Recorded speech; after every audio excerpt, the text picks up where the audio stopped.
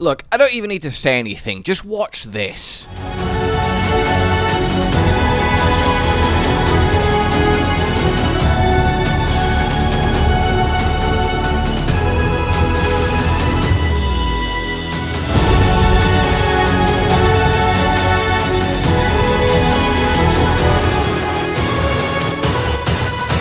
Oh yes, this is something special. Also, very quick spoiler warning if you are still blind to the final boss. Hello then, my fellow Tarnished, and welcome to this, my latest, greatest, and most wondrous creation. Taking a new badass Ash of War, combining it with a new weapon, some new talismans, some new synergies that turn it and you into an unstoppable death-dealing juggernaut that can not only go toe-to-toe with the final boss, but destroy him and the entirety of the rest of the game as well, while looking just incredible doing so, flying through the air, flipping gut style, donking down on all who oppose you. Seriously, this is so much fun. Hyper armor trading with bosses and coming out on top is unbelievably satisfying. You see it in the Messmer example. Who needs to roll through his opening explosions when you can leap smash through them instead? There's so many instances of this, and it is so righteously abusable in many cases. We are, in fact, heavy rolling here, but that lets us be monstrously tanky, but I also will include a more normal, medium standard roll version of this too, that's basically just as good, but of course, you know me, I have to push it to the min-max maximum. In any case, then, yeah, we are working with Savage Lion's Claw, the new upgraded version of normal Lion's Claw. Now, the reason upgraded got a little bit of a at the end there is that it's not a strict upgrade.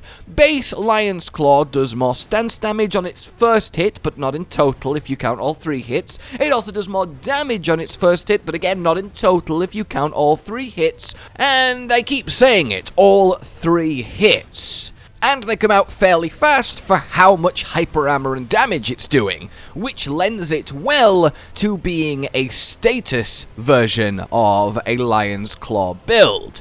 And namely in this case, Frost. Not only is it a good chunk of damage when it procs, not only does it make the boss take more damage while they are frostbitten, it lets us keep a really decent A strength scaling, which other affinities don't, so we can still go all in on strength and produce serious numberage while adding this lovely extra frozen cherry on top. If we were to go into bleed or poison or anything of that nature, we would lose so much raw damage, whereas actually allowing for the Frostbite, this does more damage than if you just have the usual pure strength S-scaling Giant Crusher working the build. And you may notice I'm running around with an extra curved goddamn greatsword on my back, and not only does that look awesome, it is the real secret sauce here because Freyja's greatsword increases the damage of red main skills by 10%, of which Lion's Claw and Savage Lion's Claw is. So we are using it for the world's most giant, fancy-looking, stat-boosting stick, and I just think that is wonderful. So without further ado then, let's get into this. Stats at level 150 then. The required 60 Vigor, 15 Mind is about right. You could get away with a little bit less, a little bit more would make it a bit more comfortable, less FP flask drinking between rounds of Savage Lion Claws, but it's not a huge factor. You want your strength to be at exactly 54, so that when we two-hand the Giant's Crusher, which we will, we essentially have 80 strength, which is the scaling sweet spot we are aiming for. It also means we can actually, wield it, as the base strength requirement is higher than 54 at 60. Dex doesn't matter unless you want to technically be able to wield Freyja's greatsword, in which case 14 is the requirement. That's much more important for the non-heavy load version of the build that we'll get to. Intelligence is whatever, and then Faith should be at 25 for the usual buffs, and again, arcane doesn't matter. I skipped endurance because this is the more wild card. Essentially, you want a lot of it, as much as you can get, because Savage Lion's Claw is incredibly stamina hungry, and while stamina regen most times is more important than total stamina, this is a special case. So pour all of your spare points once everything else is sorted into endurance. If you're high enough level, way higher than me, hell, you'll be able to get to a point where you can medium roll even with both weapons on, and you don't even have to make the decision, but that's where we're at for now. So, to show you what I mean stamina-wise then, when we use Savage Lion's Claw double input, it takes a big chunk of stamina, as you can see.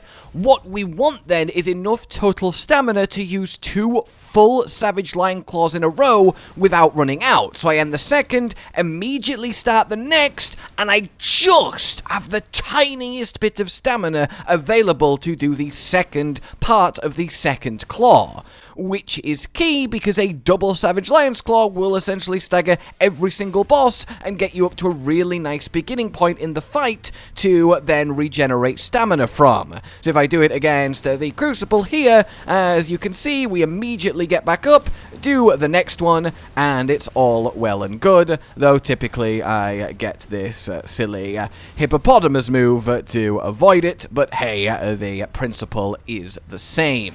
Hippopotamus? Centaur. Actual equipment then. We want our ever-trusty Giant's Crusher with Savage Lion's Claw set to cold. This will give it an A and a C, strengthening respectively, and a hell of a lot of frost build-up, and it just hurts a ton.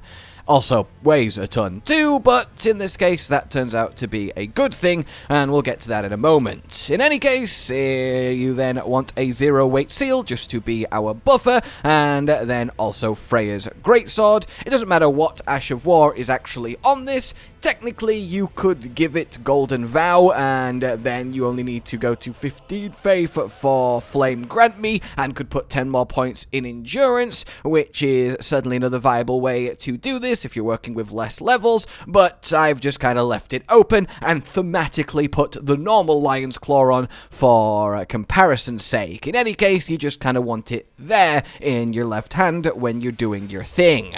Armor-wise, we've gone full Rakshasa for the extra damage increase. We are incredibly tanky in this build, so we can take the damage taken increase for that sweet, sweet output buff, but technically you can wear whatever armor you would like here. There isn't really a right answer. There's nothing directly buffing what we're doing. Then we have Alexander's, of course, of 15% more damage on the Savage Lion's Claw hits itself, and because we will be hyper armor trading with bosses a lot, the Dragon Crest Great Shield is a really good choice too. We're sat at 68% physical reduction here in our current state with full Rakshasa on, so that is really, really lovely. Then we'll notice the 2 middle talismans. Firstly, we'll deal with Viridian Amber plus 3. This is because at 36 endurance, I need this on to be able to do 2 Savage Lion Claws back to back without needing any stamina to regen. If you are higher level than me, or if you've done the Golden Vow Ash of War, you've put more points in endurance, and you can do 2 Savage Lion Claw full combos back to back without this, then don't use this, of course, but I am having to, and you will have to if you have similar stats to mine. If you don't need this, then what you want to have instead is our 2-headed turtle, as at that point stamina recovery is the most important thing. In this open slot that I have left, this is going to be much more, well, flexible depending on what you need. Now, Lion's Claw as an Ash of War, it doesn't count as a jumping attack, it doesn't gain any damage bonus from the 2-handed, even though we are 2-handing it, it only affects literal attacks, the claw does nothing, and so on and so forth. There's not actually a lot of talismans that directly buff it. However, because we are doing such immense amounts of poise stagger damage, the Blade of Mercy will come in handy quite a lot. Oftentimes you will be able to get the next stagger before the buff from this has even run out, which is lovely. So if you're caring about doing as much damage as possible with this Talisman slot, Blade of Mercy is a really good choice. However, if you care more about being as hard to kill as possible, we instead want the Get Discus, which will put us up to 71 on the physicals and 63 on the elementals, as this just gives us a 10% everywhere, as we are indeed under heavy load. Of course, if you have way more stamina, as I said, more endurance, more levels, and you are at medium even while holding both big weapons, then don't use this as it will do nothing for you, and just whack on the Blade of Mercy. If you want, the Rotten Winged and the multi-hits aren't bad. The 3 hits of the Ash does trigger it and keep it going, but I think it's certainly less reliable than the Blade of Mercy. In any case, this is what the standard defensive setup will look like, so this is what I will leave it as. For your Wondrous Physic then, I would recommend this as standard. The Upperline Hard tier for even more defensives. Again, we're going to get hit while Hyper Armor trading with the Lion's Claw. This makes that a lot less severe. And then your Stone Barb, so we can Poise Break as much as possible, because it is a big damage crit with the Giant's Crusher, and of course Blade of Mercy triggering. And the thing is, every time you get a Poise Break and do that attack, you get a little bit of a breather in otherwise hectic fights to actually top up your health with a flask before you carry on Lion's Claw trading or get some much needed FP, etc. This just makes the whole thing much more reliable. That said, if you want to go crazy with damage, technically you can put on the Magic Shrouding to boost the magic component of being set too cold, and your Blood Sucking do 20% more damage and your HP is draining, and this just kind of makes you a nuclear bomb with a timer, the timer being your own life. You can mix and match as you will, but for just normal gameplay, you will have the best luck with this. Finally then, on the spell front, Golden Vow, of course, Flame Grant Me Strength, of course, big damage reduction, and then I really like to add Bestial Vitality, because the slow healing really does add up when we are Hyper Armor trading. With how tanky we are to begin with, you do kind of feel this, and it's nice for it to be there. It's nothing crazy, of course, but I certainly do recommend it. Past that, you can have anything you would like to, as long as your stats, of course, allow it. Then, if you don't wish to walk around with both weapons and just want to use Freyja's with the extra 10% damage it gives, honestly, the damage isn't that far behind the Giant's Crusher, but of course it won't be as much as using them both. But now we have an actual medium rolling version of this. We don't use the Discus anymore. The Blade of Mercy gets a permanent spot, either the two-headed turtle or the Viridian, depending on your stamina situation, and otherwise the build remains pretty much the same. We just kind of literally actually use Freyja's as the main weapon,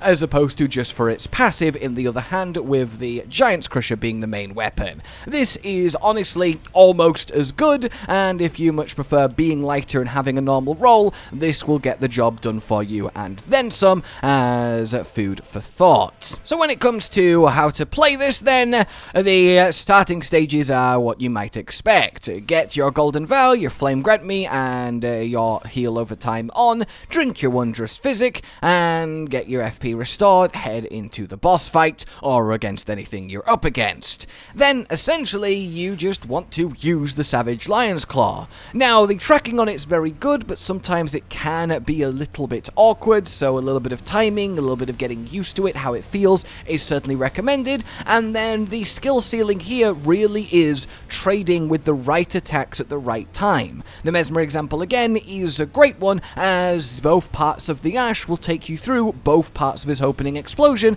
so you can get a lot of damage in while he's locked up doing that. Yes, you will take damage, though not that much, given how we've tuned it to be defensive, so then finding the right moments to heal and then keep up the aggression with Lion's Claw is definitely a part of it. As I said, when you get that Poise Break during phase transitions, when the boss is otherwise engaged in a big long animation, like the final boss's big nuke at the start of phase 2, and so on and so forth, weave in the odd health flask, and then the rest of the time just kind of trade with the boss and take righteous advantage of that poise, of that damage, of that frost, and the eventual repeated stance breaks. It's a very fun build to play because there is a very satisfying learning curve as you get used to how far you can push just ignoring what the boss is doing and actually Savage Lion's clawing your way to victory. victory. And yes, all the while, make sure that you don't have your seal in your left hand and you do have Freyja's sword in your left hand while two-handing the Giant's Crusher so you can actually wield it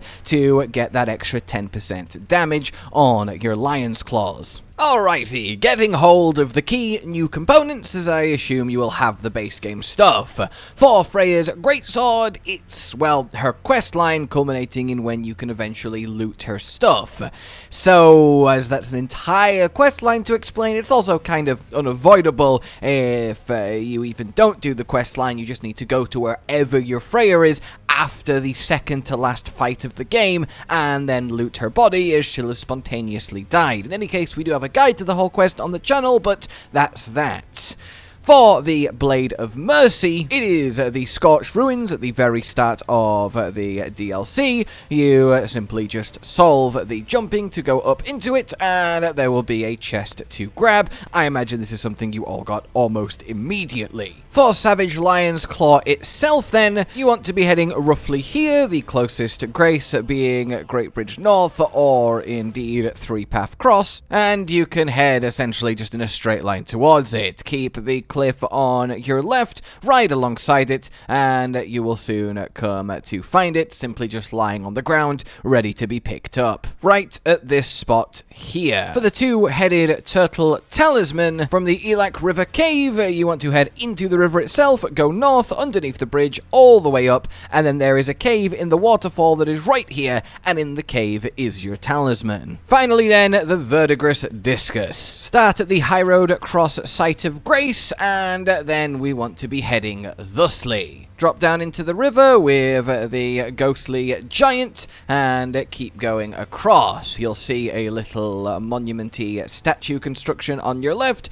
Ride on up to it and you will find that it is a portal. Use an imbued key to activate it and head on through. Once you're in this new little slice of the ancient ruins, just go straight across the water until you get into the archwayed cave at the back, past the Divine Bird Warrior, and the talisman will be on the ground in front of a statue. And that really, ladies and gentlemen, is that. A fully pushed, freezing Savage Lion Claw build that really goes literally toe-to-toe with bosses and shows them no fear. It's so much fun, so enjoyable, and I really cannot recommend it enough.